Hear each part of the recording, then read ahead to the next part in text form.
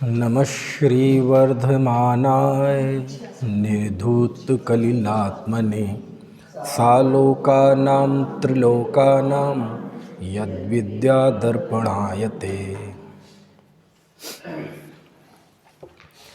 सल्लेखना के 5 अतिचार, ये 129 श्लोक में हमने पढ़े हैं।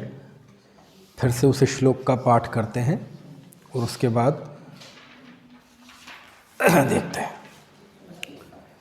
जीवित मरणाशंसे भय मित्र स्मृति निदान नामानः सल्लेखनातिचारा पंच जिनेन्द्रैः समादिष्टः। जिनेन्द्र भगवान के द्वारा सल्लेखना के 5 अतिचार बताए गए हैं। सल्लेखनातिचारा पंच जिनेन्द्रैः समादिष्टा। समादिष्टा मतलब बताए गए हैं, अच्छी तरह से बताए गए हैं, है ना। इस तरह से कौन से, तो ऊपर की लाइन में उन 5 के नाम दिए। जीविता 465 पृष्ठ 129 श्लोक, रत्नकर्ण श्रावकाचार्य शास्त्र।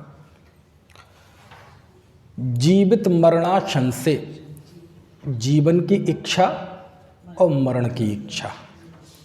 भय तीसरा, चौथा मित्र स्मृति और 5वां निदान। ये 5 सल्लेखना के अतिचार हैं, है ना। तो जीविताशन से मतलब जीवन की इच्छा, जीने की इच्छा अचानक जाग जाए, है ना।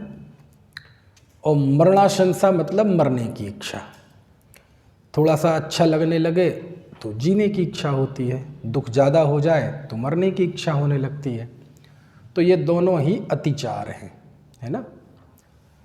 वैसे तो वह जीव बिल्कुल पक्का है, लाखों वर्षों तक जीऊँ या मृत्यु आज ही आ जावे, लेकिन क्षणिक दुर्बलताएं आ जाती हैं कभी कभार। जरूरी नहीं है सभी सल्लेखनाधारी जीवों के आए, लेकिन किसी के आ जाते हैं, है ना। तो कदाचित आ जाए थोड़ी देर को, कुछ समय को, तो कहते उसे तिरस्कार नहीं करना, उसका अतिचार है। और अतिचार वो होता है जिसका निराकरण है, यानी उसे मतलब उसे दूर किया जा सकता है। कैसे दूर होता है अतिचार?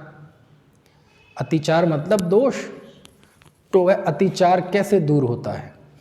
वह तत्व ज्ञान से दूर होता है, और कोई उपाय तो है नहीं, है ना। तत्व ज्ञान रूपी निर्मल नीर से, तत्व ज्ञान रूपी शुद्ध जल से दुनिया का कोई ऐसा अनाचार अथवा अतिचार नहीं है जिसको धोया ना जा सके, है ना। तो जीवन की इच्छा और मरण की इच्छा, ये दोनों क्या है? अतिचार, है ना। क्योंकि दोनों ही वस्तु स्वरूप के विरुद्ध इच्छा है, इसलिए अतिचार है। वस्तु स्वरूप के विरुद्ध इच्छा क्यों है? क्योंकि जीवन भी वास्तव में मेरा नहीं है और मरण भी मेरा नहीं है, है ना। पर्याय जन्म होती है और पर्याय का नाश होता है। दूसरा, पर्याय का जन्म और पर्याय का नाश, है ना। जन्म और मरण ये दोनों हमारे हाथ में भी नहीं है। इनका रिमोट कंट्रोल किसके हाथ में है? आयु क्षयण मरणम जीवाणम जड़बणे ही पंडतम। जिन वरेंद्रों ने ऐसा बताया है कि आयु के क्षय से मरण होता है, ऐसी बंद अधिकार में समय सार में आचार्य कुंद भगवान लिखते हैं, है ना। इसलिए ये अतिचार है। तीसरा, भय। भय भी अतिचार है। वैसे तो भय कषाय 8वें गुण स्थान तक होती है, लेकिन यहाँ उसकी बात नहीं है। अभी 8वें गुण स्थान की तो कोई चर्चा ही नहीं है। 8वां गुण स्थान वाला तो समाधि में है, समझ में आया। और यदि वो छपक श्रेणी का 8वां गुण स्थान हुआ तो वह तो केवल ज्ञानी हो जाएगा। तो यहाँ तो गृहस्थ की सल्लेखना की बात चल रही है। तो गृहस्थ के उचित कैसा भय, मतलब देखो, यदि हम सैद्धांतिक तौर पे देखें, वैसे चरणान योग की चर्चा में सिद्धांत की चर्चा करने से कोई बहुत अधिक मतलब लाभ नहीं है। लाभ तो है, लेकिन थोड़ी सी करते हैं। जैसे मान लीजिए यदि हम अभी चरणान योग की नहीं, जो सल्लेखनाधारी है उसे सिद्धांत की भाषा में कहें तो वह श्रावक है, पंचम गुण स्थान वर्ती देश संयति है। कौन है? देश संयति। तो यदि सैद्धांतिक तौर पे देखा जाए आदर्श रूप में, तो उसके दो कषाय तो हैं नहीं। कौन कौन सी? अनंतानुबंधी और अप्रत्याख्यानावरण। अब जो कुछ भी क्रोध, मान, माया, लोभ, भय आदि है, वो सब शेष दो कषाय के उदयजन्य हैं। कौन कौन सी? प्रत्याख्यानावरण और अप्रत्याख्यानावरण। इनके उदयजन्य उस जीव के कषाय है ना। और वो 24 ही घंटे है। जिस समय वह सो रहा है उस समय भी उदय है, और जिस समय वह सामायिक में बैठा है उस समय भी उदय है। और दो कषायों का अभाव, सो रहा है उस समय भी है और सामायिक में बैठा है तो उस समय भी है। हर 24 घंटे दो कषाय का उदय है और दो कषाय का अनुदय है। ठीक है। तो अब जो कुछ भी होना है इसी दायरे में होना है। वो अतिचार ऐसा नहीं है कि अनंतानुबंधी संबंधी जीवन और मरण की इच्छा हो जाए, है ना। यदि वो स्थायी तौर पर जीवन और मरण की इच्छा हो जाएगी तो वो अनंतानुबंधी कषाय बन जाएगी। समझ में आया ना।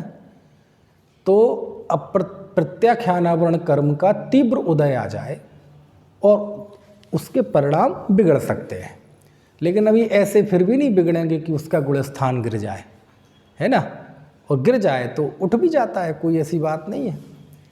तो कहने का आशय ये है कि ये इस तरह के अतिचार हैं कि वो अनंतानुबंधी और अप्रत्याख्यानावरण कर्म के उदयजन्य वाले ये भाव नहीं है, इसके उदयजन्य वाली ये इच्छा और भाव नहीं है। ये प्रत्याख्यानावरण कर्म का तीव्र उदय आए। सामायिक काल में तो मंद उदय होता है ना, और बाकी काल में तीव्र उदय भी हो जाता है, वहाँ तीव्र उदय भी हो जाए। समझ में आए ना। ये कुछ भाषा समझे कि नहीं आप।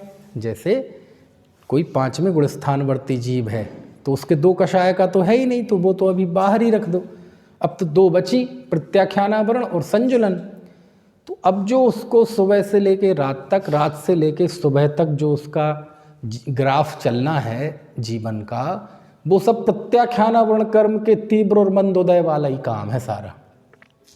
सामायिक में बैठता है तो उस समय प्रत्याख्यानावरण बिल्कुल मंद होकर उदय में आती है। समझ में आया ना। तो उसको दोनों तरफ से कह सकते हैं कि प्रत्याख्यानावरण कर्म बिल्कुल मंद उदय में आती है, मंदतम, तब वह जीव सामायिक दशा में होता है।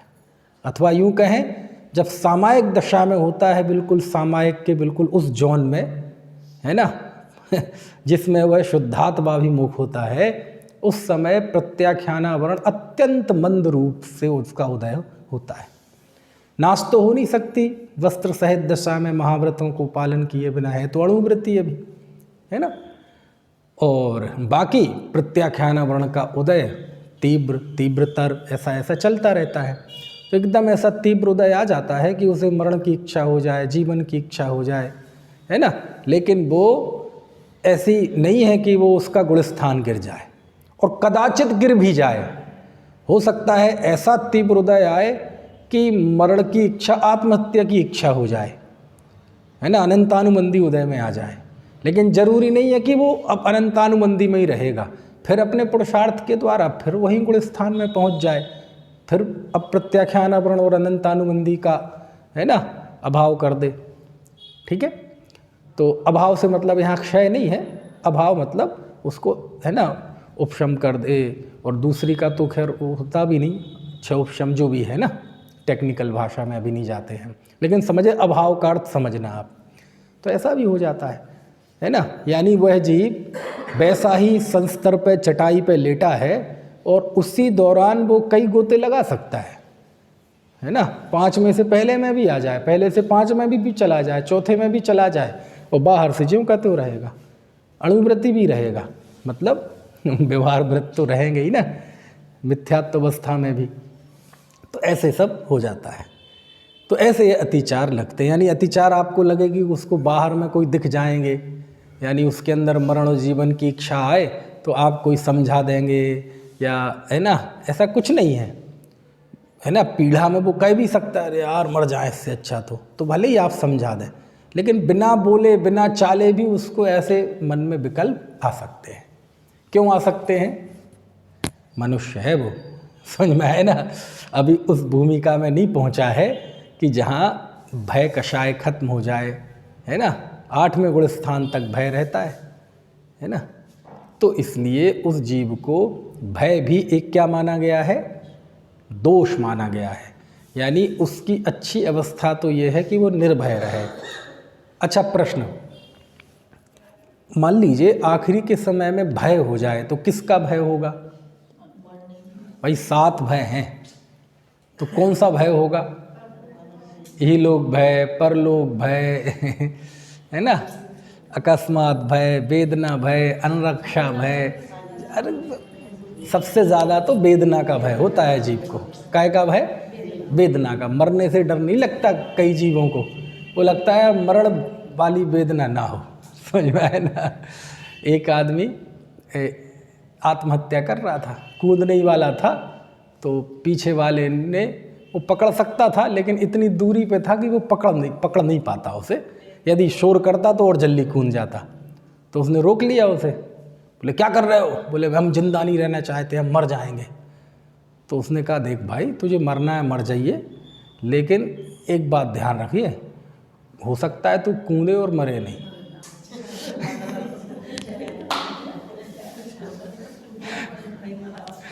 हाथ पैर टूट जाएगा, पता चले जीवन भर को विकलांग हो जाए, पैरालाइसिस हो जाए, है ना, कोमा में चला जाए और जीवन नरक बन जाएगा। तो उसने नीचे से देखा, यार हाँ बात देखो, मन में शंका क्या आ जाए। शंका कई बार ऐसी स्थिति में अच्छी होती है, निश्चंक होता तो कूद जाता और शंका आ गई तो उसने आत्महत्या का प्लान विचार कैंसिल कर दिया, है ना। तो बोले मरण से नहीं डरता आदमी, बोले मरने की कीमत पे तो आ ही गया है। अब उसे लगता है ऐसा ना हो कि हम तो चाह रहे दुखों से छूटना और ज़्यादा दुख हो जाए। तो आदमी सबसे ज़्यादा डरता है दुख से, है ना। तो दुख से तो डरना ही चाहिए। यदि दुखों का डर ना हो तो कोई जीव धर्म में क्यों आए? बोले हाँ, चतुर्गति परिभ्रमण से दुख लगे तो वो तो सही है, लेकिन ये चतुर्गति परिभ्रमण से दुख नहीं लगता है। इसे काय में लगता है? रोग में, पीड़ा में, शारीरिक पीड़ा में। चारों गतियों से दुख लगे तो कोई दिक्कत नहीं है ना। फिर वो उसमें तो देवगति से भी दुख डरता है, वह मनुष्य गति से भी डरता है, चक्रवर्ती होने से भी डरता है, उसे परिभ्रमण नहीं चाहिए। तो वो तो अलग चीज़ हो गई, लेकिन यहाँ वो पीड़ा से डरता है। अरे यार ऐसी पीड़ा ना हो जाए, है ना, ऐसी पीड़ा ना हो जाए। तो ये सब अतिचार में आती है और होती है मनुष्य पे, स्वाभाविक तौर पे ऐसी हो जाती है ना। और तीव्र पुरुषार्थी हो तो नहीं होती है। फिर चौथा है मित्र स्मृति, मित्रों का स्मरण करना, है ना। मित्र में मतलब मित्रों का स्मरण करना। मित्रों में अपने जन परिजन कोई भी हो सकते हैं, है ना। मूलतः तो मित्र मित्र ही कहलाते हैं। मित्र यानी जो आपका हितैषी हो, जो आपका हित चाहता हो, वो मित्र है, ठीक है। तो उनका स्मरण करना। अब सामने तो है नहीं, क्योंकि जो सामने हो उसका क्या स्मरण करें जन परिजन तो सामने है। व्यक्ति किसका स्मरण करता है?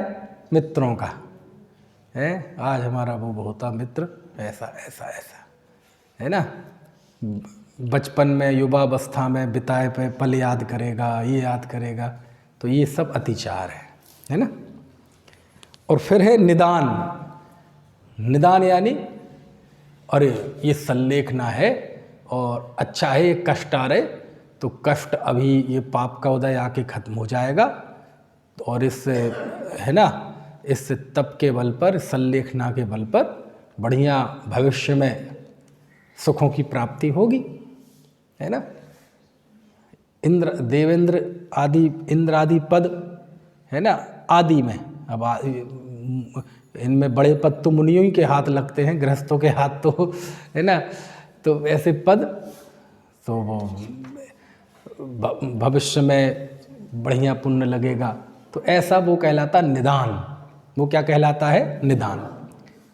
तो यद्यपि धर्म के प्रत्येक अंग का फल अभ्युदय सुख भी माना गया है, और माना तो गया ही, अभी अगले श्लोक में आने वाला भी है अभ्युदय सुख। एक होता है निःश्रेयस सुख, एक होता है अभ्युदय सुख। निःश्रेयस सुख मतलब मोक्ष सुख, और अभ्युदय सुख मतलब देवगति आदि में जो उत्कृष्ट पद जो होते हैं सांसारिक, उसमें जो सुख है वो अभ्युदय सुख। तो अपन पढ़ते भी हैं, धर्म करत संसार सुख धर्म करत निर्माण, कि धर्म से मोक्ष की प्राप्ति होती है और धर्म से संसार के सुख की भी प्राप्ति होती है। तो धर्म का मुख्य फल तो मुक्त दशा है, निःश्रेयस की प्राप्ति है। कदाचित निःश्रेयस की प्राप्ति ना हो तो कम से कम जो भयंकर भयंकर दुख हैं उन दुखों से तो बचा ही रहेगा जीव, है ना। ऐसे देवादि पद प्राप्त करता है कि वहाँ से ऐसे नियोग बनते हैं कि वो, है ना, जल्दी ही वहाँ से निकलकर फिर मोक्ष की प्राप्ति करता है, ज़्यादा वक्त नहीं लगता उसको। तो उसको अभ्युदय सुख कहते हैं, है ना, क्योंकि तीव्र दुख की अपेक्षा, नरक आदि की दुख की अपेक्षा तो वहाँ शारीरिक अनुकूलता रहती है।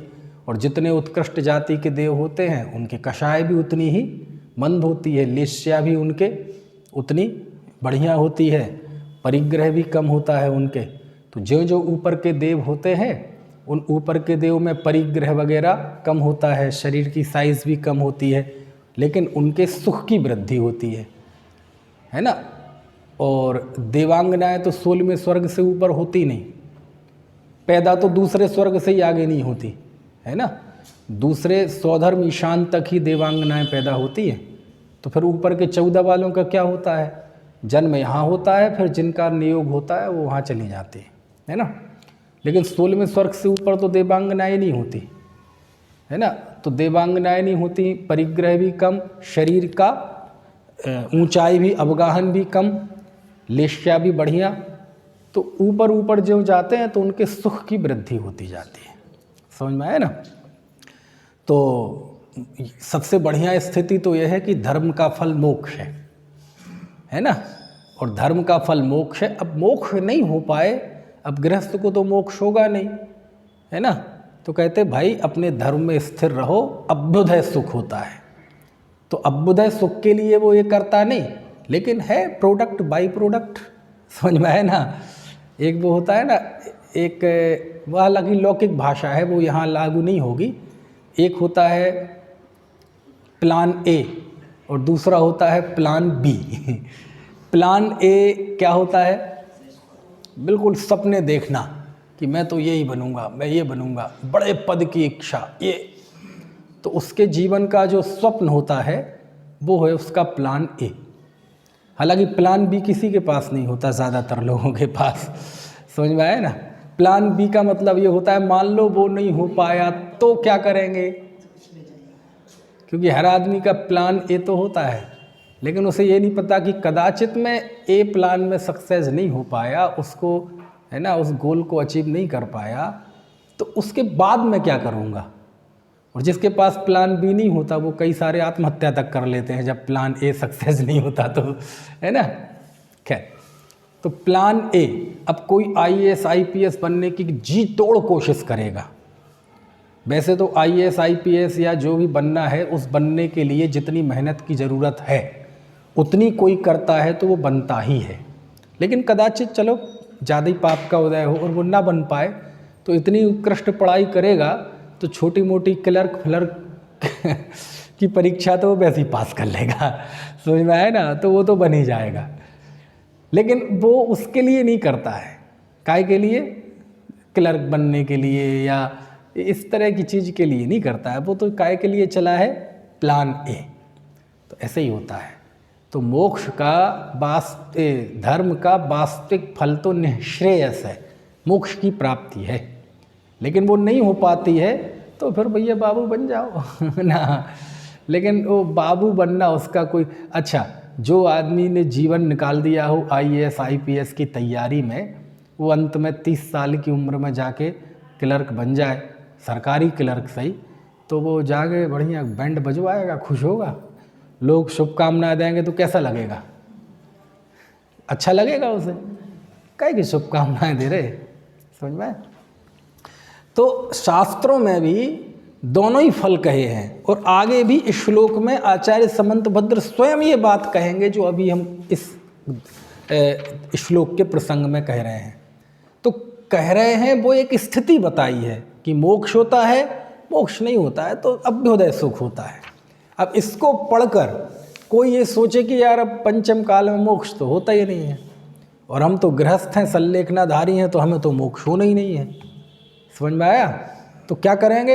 अच्छा है थोड़ा दुख सह लो, कष्ट सह लो, थोड़ी पीड़ा है तो बढ़िया परभाव में जाके सुख होगा, है ना।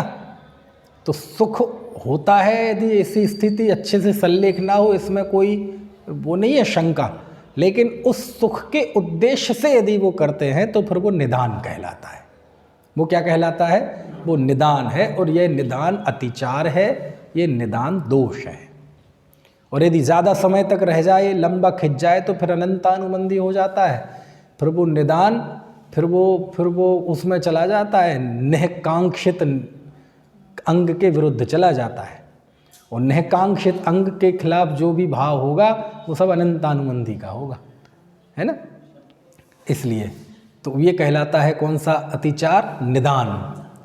ठीक है, कि अब बुध है ना, लौकिक सुख की वांछा हो जाना, कैसे? दुख से, कि दुख सह लो भैया, सल्लेख ना कर लो, बढ़िया फिर भविष्य में सुख होगा, तो साथ ऐसा निदान कर लेना। तो ऐसा सोचना, ऐसा मन में भाव आना, ये निदान है। तो क्या होता नहीं क्या सुख? हाँ होता है, लेकिन सम्यक दृष्टि ज्ञानी तो उसे भी हे जानता है, तुच्छ जानता है, और ये उसकी लालसा कर रहा है। तो क्षणिक लालसा हो जाए तो निदान है, और वो स्थायी भाव मन में बैठ जाए तो फिर तो अनंतानुबंधी कषाय हो गई वो। समझ में आया? तो यहाँ तो ये गणित है। वो एक दोहा है ना, किसका है? बिन मांगे मोती मिले, मांगे मिले न भीख। सुना है?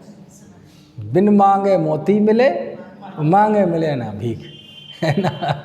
बिन मांगे मोती मिल जाए, मांगे भीख भी नहीं मिलती। समझ में आया है? तो ऐसा ही है कि ये स्वर्ग आदि के सुख बिन मांगे मिल जाते हैं, और तुम इसी की इच्छा से कोई करे तो नहीं मिलते हैं। ये तो घास फूस है। ये क्या है? घास फूस है ये तो, है ना। है किसान की निगाह तो फसल पे होती है, अनाज पे होती है। घास फूस हो जाए तो हो जाए, उसके उद्देश्य से थोड़ी कोई फसल करता है। तो ऐसे ही सब आत्मिक सुख के लिए, निःश्रेयस के लिए धर्म का पालन करते हैं। गृहस्थ भी करता है यदि, तो वो भी उसी के लिए ही करता है। भी और बात है कि गृहस्थ दशा में हो नहीं सकती, लेकिन वह पालन इसलिए करता है कि ये आत्मबल हमारा बना रहे, तो भविष्य में हम इसका पुरुषार्थ कर सकें। तो मुनि हो चाहे गृहस्थ, लक्ष्य तो दोनों का ही एक है। मुनि का भी लक्ष्य पूर्णता है, गृहस्थ का भी लक्ष्य पूर्णता है, अविरति का भी लक्ष्य पूर्णता है। अपूर्णता लक्ष्य किसी का नहीं है, लेकिन अब वो पूर्ण नहीं हो पाते तो ये गले आन पड़ते हैं। स्वर्ग वगैरह, इंद्र पद, अहमेंद्र पद, ये गले में आके पड़ जाते हैं, और पड़ जाते हैं तो वह जीव भोगता है ना। तो ये क्या, कौन सा अतिचार कहलाता है? निदान। समझ में आया ना? ऐसे, ठीक है। चलिए, और अब दरअसल क्या होता है, बहुत सारी चीज़ें ही शास्त्र में ही किसी वजह से वो लिखी हुई होती हैं, है ना। अब मान लो देखो, होता है कि भैया परभव में सुख होता है, तो होता है अलग बात है, लेकिन सम्यक दृष्टि ज्ञानी धर्मात्मा उसकी इच्छा नहीं करता। जहाँ लिखा होता है, सो अज्ञानी वो पढ़कर इच्छा करने लगता है। समझ में आया ना? इच्छा करने लगता है। तो होता है, लेकिन वह उसकी इच्छा नहीं करता। और इस वीकनेस का, ये हमारी जो वीकनेस होती है कि किसी चीज़ का लालच दिखाओ तो एकदम हम उत्साहित हो जाते हैं, तो वो हर जगह नुकसान होती है उस चीज़ की। फिर वो दानता, वो बोली लगाने वाला भी कहता है बड़े सो पावे, बड़े सो पावे, 51,001, 2, 2.5, 2.25 बड़े सो पावे। और डायलॉग तो तब मज़ा आता है सुनने में कि यहाँ दान दोगे तो आप ये मत समझना कि आपका पैसा कम पड़ जाएगा, आपका पैसा बढ़ जाएगा। अब कैसे बढ़ेगा? मेरे पास 2 लाख है, मैं 1 लाख दान दे दूँ तो 3 लाख हो जाएंगे। तो कहते नहीं नहीं नहीं, ऐसा तो घट जाएगा, लेकिन अगले भाव में मिलेगा। तो अगले भाव की जुगाड़ करता है व्यक्ति, है ना। तो ये अब वो तो शास्त्रों में सब आएगा, दान की महिमा होगी, आहार दान की, औषध दान की, ज्ञान दान की, अभय दान की, धर्म के हर अंग का फल बताया जाएगा। एक फल होगा उस अंग से कर्मों का क्षय और दूसरा फल बताया जाएगा लौकिक अनुकूलता। लेकिन वो होती है, धर्मात्मा उसकी इच्छा नहीं करता, वो करता है तो वह निदान होता है। तो धर्मात्मा की केवल कौन सी इच्छा होती है? एक तो कुंदकुंदाचार्य के चरणों में जाओ, वो बताते हैं कौन सा, मोहक खाओ, कम्मक खाओ, बोही लाहो, सुगई गमड़, है ना, और समाही मरणम, जिण गुण संपत्ति हो मज्ज, है ना। उसमें भी है, हम जो शांति पाठ पढ़ते हैं उसमें भी है, बोधि लाभ हो, सुगति गमन हो, जिन गुण संपत्ति मिले जिनेश। कहाँ है ये? नहीं पता? शांतिनाथ मुख शशि उनहारी। जो शांति पाठ पढ़ते थे ना हम पहले, क्या करें, कान सुनने के लिए तरस गए वो। तो शांतिनाथ भगवान को याद करते हुए जो शांति पाठ पढ़ते थे, संपूजकों को, प्रतिपालकों को, है ना, शास्त्रों का हो पठन सुखदा, लाभ सत्संगति का, तो वो शांति पाठ में है। अब वो पंक्ति, ऊपर की पंक्ति ध्यान नहीं आ रही, नीचे की ध्यान आ रही। बोधि लाभ हो, सुगति गमन हो, जिन गुण संपत्ति मिले जिनेश। पढ़ना आप उसमें, है ना। तो एक तो अब बड़ा शांति पाठ कोई पढ़ता नहीं, फिर वो छोटा पढ़ते थे, शास्त्रोक्त विधि, अब वो छोटा भी चला गया। अब तो घाती कर्म जिन नाश करी और बिन जाने वा जान के खत्म। तो ये तो इसलिए था कि कई बार इमरजेंसी आ जाती है तो संक्षेप में सब कर लो। अब वो संक्षेप वाला मूल मार्ग बन गया। है ये जो वो चीज़ें होती हैं ना, ये जो कभी किसी समय आपने अंट शंट खुल उल्टा सीधा खा लिया, दावत में, रिश्तेदारी में गए, संध्याने में, ससुराल में बदहजमी हो गई, तो अपने शाम को वो कौन सा चूर्ण, कोई ऐसे चूर्ण आते ना जो सुबह सफ़ा, है ना, पेट सफ़ा, कायम चूर्ण या त्रिफला, तो वो इसके लिए है। कभी एक आध बार ऐसा कुछ हो जाए, कुछ अपथ हो जाए, तो उसके लिए खा लो, ठीक हो जाएगा मामला। लेकिन कोई उस चूर्ण के चक्कर में रोज़ बदहजमी करे, रोज़ उल्टा सीधा खाए, तो क्या होगा, ख़त्म हो जाएगा उसका भी असर।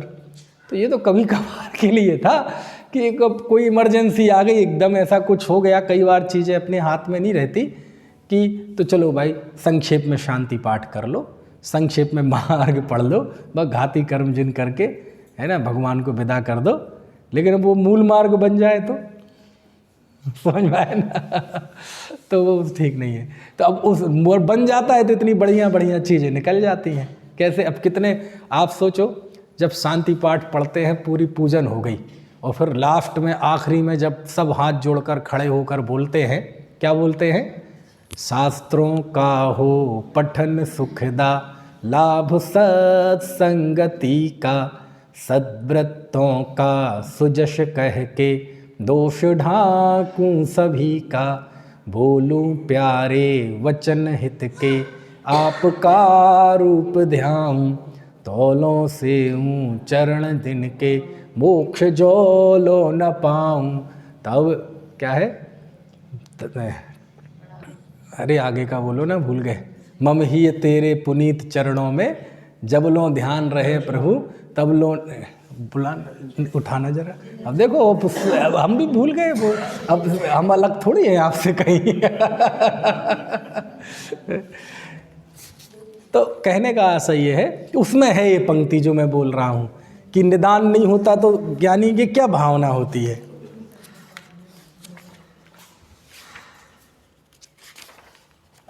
ये मूलतः संस्कृत में है, ये तो हिंदी बोल रहा हूँ मैं। देखो,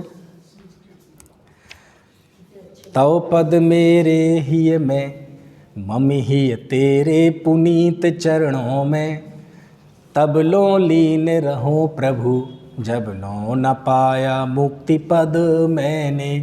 अक्षर पद मात्रा से दूषित जो कछु कहा गया मुझसे, क्षमा करो प्रभु सो सब करुणा करि पुनि छुड़ाऊं भव दुख से।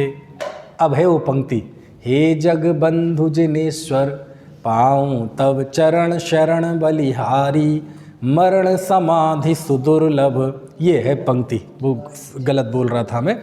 कर्मों का क्षय सुबोध सुखकारी, आ गई ना वही, मरण समाधि सुदुर्लभ, कर्मों का क्षय सुबोध सुखकारी, मोहक खो कम्मक खो समाहि मरणम, ये से आ गया वो, है ना। और ये संस्कृत में वही है जो मैं बोल रहा हूँ, देखो, दुखक खो कम्मक खो समाहि मरणम च बोहि लाहोया, है ना। अनुवाद में तो एक दो चीज़ें गायब हो गई, जो मैं बोल रहा हूँ संस्कृत प्राकृत में पूरा है। देखो, अक्षर पयथ हीणम मत्ता हीणम च जम्बये भणियम तम खमौणान देवय मज्ज भी दुख खयम दिंतु। अब आगे, दुख खो कम्मक खो समाहि मरणम च बोहि लाहोया, मम दो जगद बंधव तव जिण चबर चरण शरणेण। दुख का क्षय, कर्म का क्षय, समाधि मरण और बोधि की प्राप्ति, समझ में आया ना। मम हो, मेरे होए, जगत बंधव, हे जगत के बंधु, हे जग बंधु जिनेश्वर, ये इसका अनुवाद है। तव जिणवर चरण शरणेण, हे जगत के बंधु, आपके चरणों की, है ना, शरण से मुझे क्या हो, दुख क्षय, दुख का क्षय हो, कम्मक खो, कम्म का क्षय हो, समाहि मरणम, समाधि मरण हो, और बोहि लाहो, है ना। तो ये सब इसमें है, ये तो अनुवाद है जो मैं बोल रहा हूँ, है।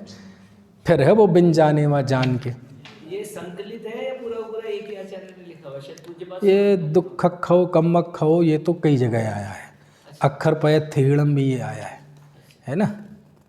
और ये शायद संस्कृत वाला तो तुझे पास स्वामी का लिखा हुआ है, कह नहीं सकते, है ना, सुनने में आया है मुझे भी, है। हाँ। अब ये सुना भी, मैंने भी सुना था एक बार किसी के मुंह से, लेकिन कुछ नहीं कहता मैं उस विषय में। कारण ये है कि जो चीज़ मैं खुद ना पढ़ लूँ जब तक मैं नहीं कहता, है ना। और ऐसा भी सुनने में आया था कि इस तरह के छंद या यही छंद पूज्यपाद स्वामी ने, जब उनकी वो आँख ठीक हो गई थी ना, उनको ऐसा कुछ हो गया था कि दृष्टि चली गई थी उन्होंने, तो उस समय उन्होंने छंद लिखे थे कुछ, है ना। तो उनसे उनकी दृष्टि, हाँ, जो भी रहा हो, तो कुल मिला के ये जो है ना बहुत अच्छा है। अब देखो, ये प्राकृत में है, ऊपर संस्कृत में है। प्रध्वस्त घाति कर्माणम केवल ज्ञान भास्करा, ये सब बहुत बढ़िया चीज़ें हैं, सबको पढ़ना चाहिए, है ना। जो हमारे पूर्वजों ने चीज़ें लिखी हैं, पूर्वजों का बहुत सम्मान करना चाहिए, चाहे पूर्वज सामने हो, समझ में आए ना, घर में बुजुर्ग के रूप में, चाहे पूर्वजों की लिखी हुई रचनाएं हों, है ना। अब वो अभी वो समाधि मरण, एक उस कविवर सूर्य चंद्र का, कितना अच्छा लगता है, सुना है समाधि मरण है। तो तुम्हारे जिए कौन दुख है, मृत्यु महोत्सव भारी, हाँ बड़ा समय पढ़ो, कितना अच्छा लगता है। पूरा भगवती आराधना में जो छपक को जो निर्यापक आचार्य उपदेश देते हैं ना, पूरा वही उपदेश है, वो जो भाषा वचनिका का बताया था ना कल मैंने, वही मुनिराजों के उद्धरण हैं उसमें, है ना। सब पढ़ना चाहिए, पाठ अपने मोबाइल में डाउनलोड कर लो, है ना, ऑफलाइन में, है ना, ऐसे सब पढ़ना चाहिए, ठीक है। तो क्यों आई ये बात, वो निदान पर आई कि शास्त्रों में भी धर्म का फल अभ्युदय कहते हैं, लेकिन वो फल नहीं है, धर्म का फल तो मोक्ष है। अब मोक्ष नहीं होगा तो एक सेकंड वो है कि भाई लोग घास फूस भी बढ़िया होगी तुम्हारी, क्या होगी, संसार में भी रहोगे। मोक्ष नहीं होना तो संसार में रहना, तो संसार में भी रहोगे तो बढ़िया तुम्हें फर्स्ट क्लास AC का टिकट मिलेगा, जनरल में नहीं रखड़ोगे, वहाँ बदबू में नीचे पड़े हैं। तो ऐसे ही कहते हैं, मोक्ष का पुरुषार्थ करो, मोक्ष नहीं होगा तो संसार में भी रहोगे तो ऐसी जगह रहोगे कि ये बहुत बढ़िया जगह, अभ्युदय सुख से बोलते हैं। तो ये उपदेश पढ़कर कोई यदि मरण समय तप को और अपनी धर्म के फल के रूप में सांसारिक सुख की इच्छा करने लगे, कोई बात नहीं, धर्म से बढ़िया सुख होगा परभव में, तो वो निदान है, वो पाप है। समझ में आए ना, वो निदान है, वो पाप है। जरूरी नहीं है व्यक्ति धर्म की क्रिया करते हुए मोक्ष ही जाए, निदान के द्वारा वो पता नहीं कौन सी कुगति में भी जा सकता है। क्यों? क्योंकि उसके अंदर का यदि भाव नहीं है। तो कितने लोग तीर्थ वंदना में जाते हैं, सम्य शिखर जी गए, अब सम्य शिखर जी गए ऊपर बढ़िया, आप जैसे ठंडों में तो आमतौर पे जाते नहीं लोग, बारिश में काफ़ी जाते हैं दशलक्षण के बाद, या और पहाड़ों पे तो बारिश कभी भी हो जाए। अब वहाँ पहुँच जाते हैं जब ऊपर, तो बादल नीचे होते हैं, और गर्मी जब के दिनों में तो खूब जब गर्मी लगती है, और थक के एकदम बढ़िया चंदप प्रभु भगवान की टोंक पे या पार्श्वनाथ भगवान की टोंक पे बढ़िया बैठते हैं और ठंडी हवा आती है, तो क्या बढ़िया आनंद है। समझ में आया ना? अब समझ में आया कि भगवान यहीं क्यों आए थे तपस्या करने। इसे अब पता चला, कब थक के बैठ गया और ठंडी हवा में पता चला कि ये हवा लेने आए थे भगवान। आप समझे ना, ये कितने अज्ञानता के वचन होते हैं, है ना। आज मैं ऊपर आसमां नीचे, क्या सुंदर साहब, क्या सुंदर। देखो तो ऐसा कुदरत का नज़ारा, ऐसे सुंदर नदी पहाड़, कुछ नहीं है, ऐसा निदान बनेगा, वहीं बन जाओगे पेड़ पौधे। समझ में आया ना? तो ये सब नहीं होता है? सब चीज़ों का बड़ा महान स्वरूप है धर्म के अंगों का, बस उसे समझने की ज़रूरत है। सब धर्म के अंगों का एक पक्ष हमें पता है कि ये धर्म नहीं है, ये पुण्य है, लेकिन उसकी पवित्रता का दूसरा पक्ष भी हमें पता होना चाहिए। जिनवाणी की सब शैलियों का पता होना चाहिए। पूजन बंद का कारण ये तो हमें पता ही है, द्रव्य चढ़ाना, ये शरीर की क्रिया, ये तो घुट्टी में पिला दी। अब पूजन का एक पवित्र स्वरूप क्या है, वो भी शास्त्रों में वर्णित है ना। दान एक पराधीन क्रिया है, दान पुण्य है, त्याग धर्म है। दान है ना, देने के लिए वस्तु होनी चाहिए, त्याग के लिए होनी नहीं चाहिए।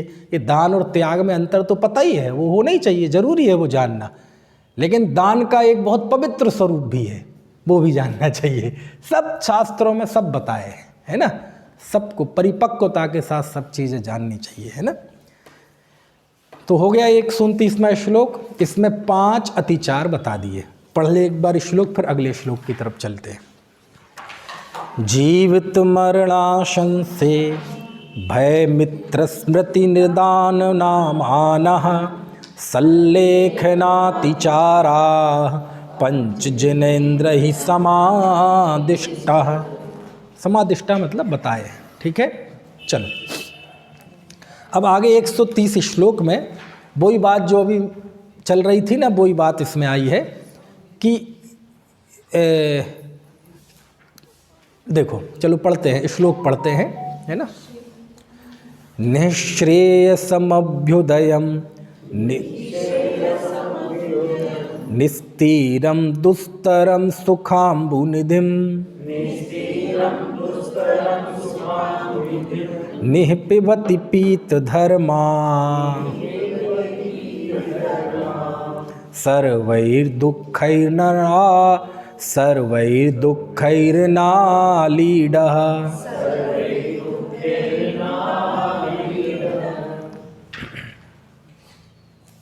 चलो अब देखो, पीत धर्मा, पीत धर्मा शब्द दिखा आपको श्लोक में। पीत धर्मा का अर्थ क्या है? धर्म को पीने वाला। पीत धर्मा यानी धर्म को पीने वाले, है ना। पीत मतलब यहाँ पीला नहीं है, धर्म का पान करने वाले, है ना। अध्यात्म दृष्टि से आत्म स्वरूप का आनंद भोगने वाले, ठीक है। वैराग्य भावना भाने वाले, समता भाव में स्थिर रहने वाला, है ना, अनासक्त रहने वाला, ऐसा पीत धर्मा, ठीक है। धर्म को पीने वाला, देखो क्या क्या बढ़िया शब्द। देखो मैं कह रहा हूँ ना, समंत भद्राचार्य के शब्द प्रयोग चिल्ला चिल्ला कर कह देते हैं कि हम समंत भद्र के हैं, है ना। पीत धर्मा, धर्म को पीने वाले, धर्म का पान करने वाले जीव, है ना। सर्वैर दुःखैर्नालीडा, सर्व प्रकार के दुखों से अनालीड। समझ में आए ना, मतलब समस्त प्रकार के दुखों से दूर रहता हुआ। कैसा? सब प्रकार के दुख से, है, अधिदैविक अधिभौतिक, सब प्रकार के दुखों से, शारीरिक व्याधि दुख, मानसिक व्याधियां, सब प्रकार के दुखों से दूर रहता हुआ। कौन? पीत धर्मा धर्म का पान करने वाला। समझ में आया ना।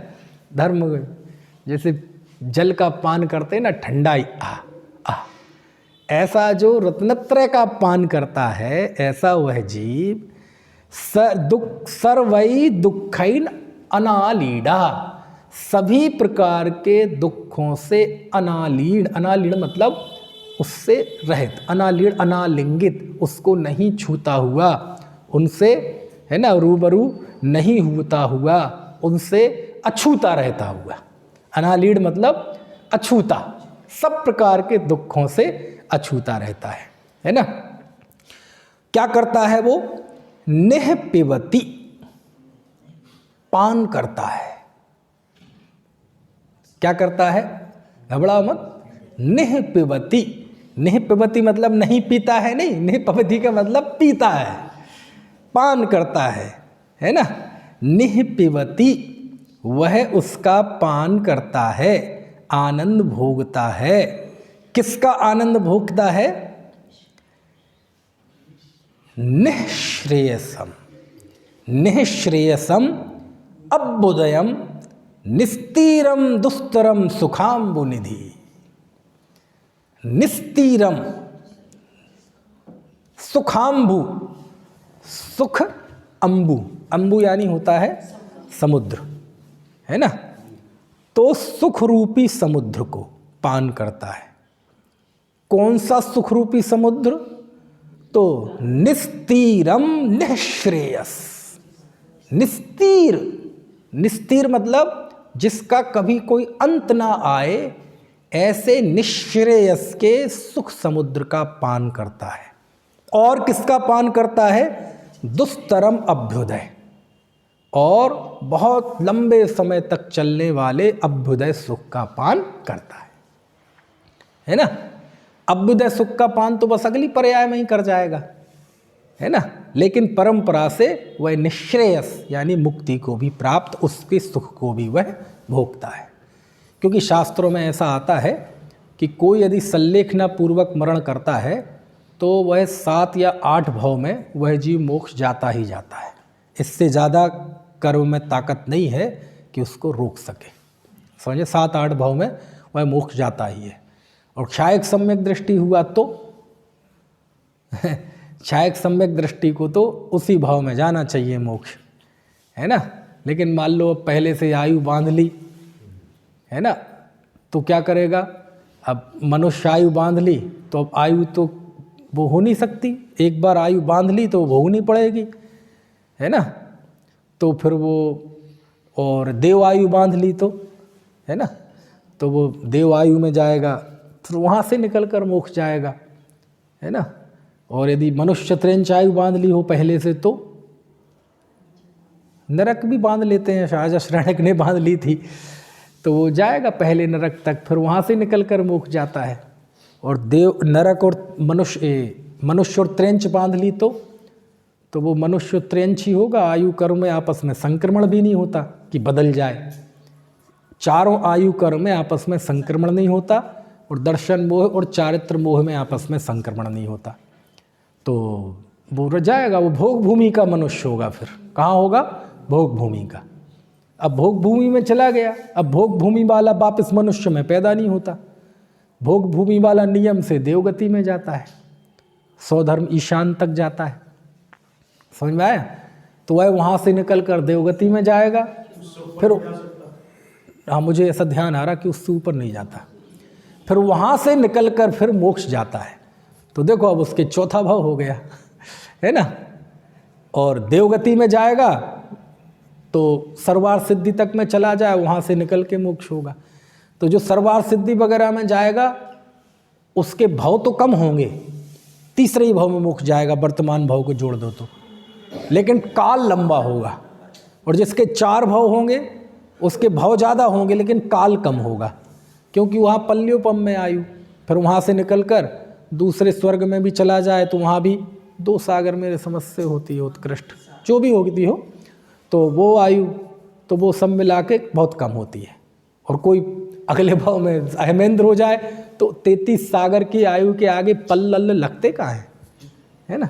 ऐसे तो कहने का आशय शास्त्र कहता है जो समाधि पूर्वक मरण करता है, नियम है कि अब उसके बहुत गिनती के भाव रह गए हैं, 7-8 भाव लिखे हैं, कई कई तरह के कथन आते हैं, कुल मिला के ये है कि अब उंगलियों पे गिनने लायक रह गए। इसको ऐसे लाक्षणिक भाषा में समझो, अलंकारिक भाषा में है, जैसे कहते ना है, हे त्रिलोक के तिलक आज लगता भव सागर चुल्लू भर तो ऐसे चुल्लू भर समझो कि जो समाधि पूर्वक मरण करता है उसका अब कितना रह गया संसार, चुल्लू भर।